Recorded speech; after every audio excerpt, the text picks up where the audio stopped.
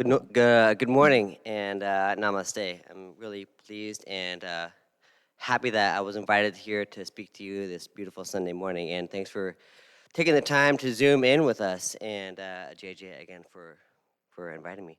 I know JJ from the yoga studio. Again, my name is Seth Brown. I'm the director of Bonfire Hot Yoga.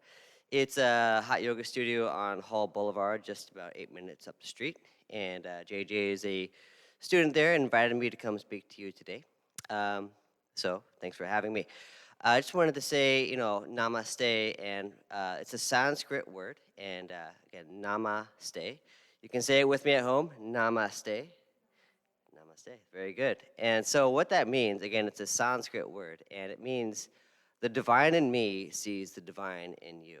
It's, again, as JJ was speaking earlier, that, our yoga is not just a physical practice, but it is a deeply rooted spiritual practice that goes, several thousand years back when. So again, namaste, the divine in me sees the divine in you. And that's a little bit about what I want to talk about with this scripture in Psalm 139. It's a scripture that was pointed out to me when I was younger from my uncle. And it really resonated with me because, again, I've been a sort of a sojourner, sort of a wanderer my whole life. And I've had the opportunity to travel the world before the world got a little bit more COVID. And got to experience some amazing cultures and amazing people along the way. And this Psalm 139 really helped to keep me in mind that, wherever I go, whatever I'm doing, and whomever I'm with, God is always there. Uh, God never leaves us.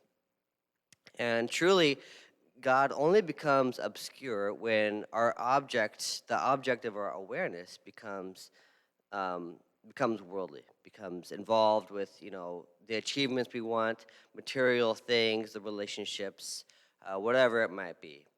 But when we put God at the center of our object, we make God the object of our awareness, everything will fall into place. And really, God is always there, waiting to be revealed underneath the surface, underneath all the material things that we pursue ourselves, all the agendas that we have. God is always there and always below the surface.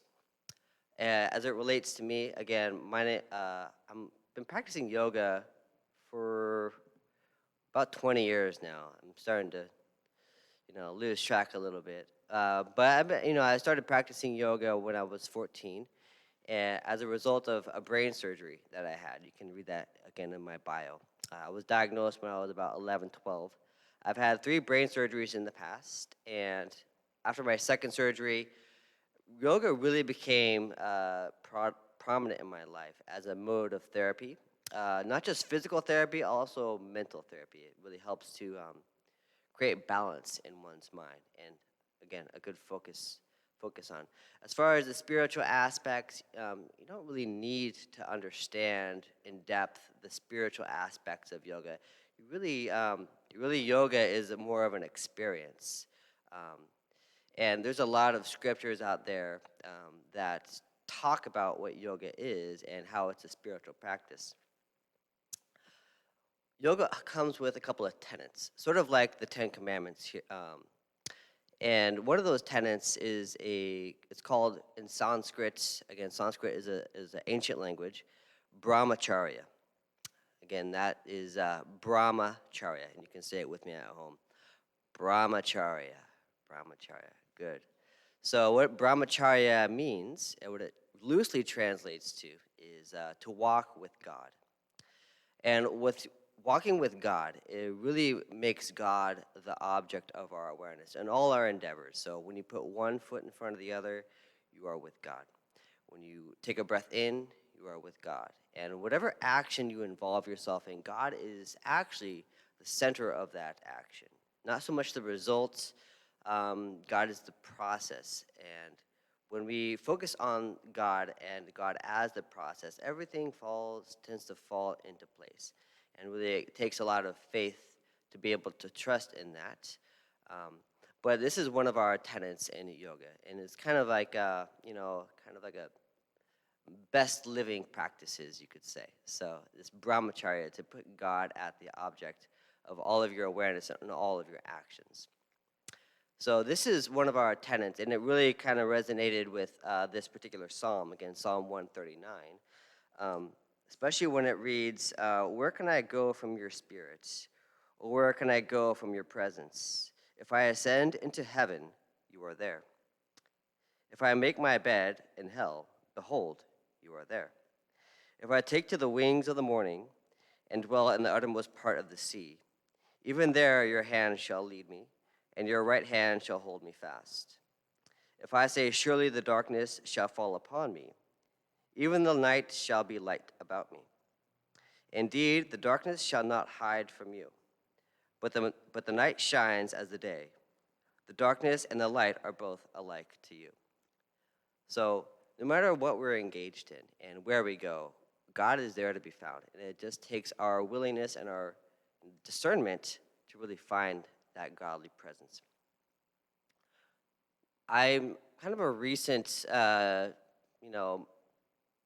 excuse me, let me start over. I'm a little bit new to the Beaverton, Portland area. I was living in Seattle for, and then moved down here about 2.5 years ago to, again, set up this hot yoga studio with my friend and colleague. Her name is Emily Colley.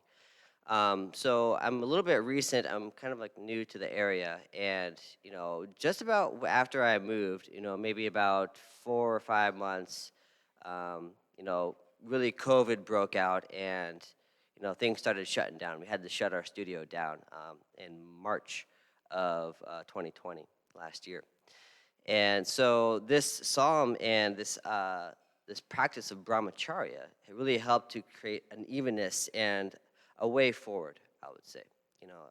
A lot of the time, for a lot of us, I think now we can feel like whatever steps we might take or precautions we might take, or no matter what we do, it always seems to be, maybe not enough, or maybe one step forward or 2 steps back, especially as we, come into this new age of COVID.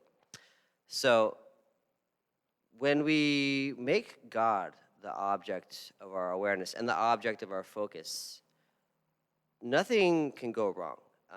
No matter what happens, as long as we're walking with God, we're living our best life. And honestly, and there's nothing more really that we need is other than to be with God, and which has been an idea and a concept and a reality that has helped kind of progress me forward in owning and running this yoga studio. The business is closed, and we reopen, then we mask on, then we mask off, and it's just a roller coaster. So as we kind of navigate this roller coaster of COVID together, just bearing in mind and keeping God at the focus, at the object of no matter what we do, whether it's a relationship, whether it's a business, finances, or some other thing that we want to achieve. God is there. Again, just waiting to be discovered. I had my last brain surgery in 2013 and then began my yoga career as an instructor and a teacher. And again, I mentioned before that I had the chance to travel the world, went to a lot of really cool developing countries and met a lot of interesting people. But I didn't take much with me. Again, I was a sojourner, so had about 20 pounds worth of belongings, and I carried everything that I had on my back. And I was alone, traveling around, and really didn't have a plan in mind. I was just kind of wandering the earth, so to speak, sort of like a vagabond. Would spend no more than 1 or 2 nights in one place, and then I'd be off to the next place, and on just kind of seeing where life would take me. But during that time, God was always with me. God was always the focus of my awareness and the focus of my object. So in that way, God really helped to guide me and helped to create an ease about my travels. I didn't really always worry about where things were coming from or how I was going to get to the next place. But I knew that as long as God was in my heart and in every step that I took that I would be okay. I would be safe. And surely enough, I was able to come back home and then start really teaching yoga in Seattle, where I, was raised. It helped me tremendously in this time as a business owner dealing with the age of COVID, and you know, taking all the necessary precautions, but not becoming too attached to, when things go south or when things go sour. It's the way of the world, but God is my way, and God guides my steps, one foot in front of the other. So in that vein, you know, it's you're safe, you're winning, you're with God always. So and God's love is prolific and surrounding. So He's only waiting there to be revealed.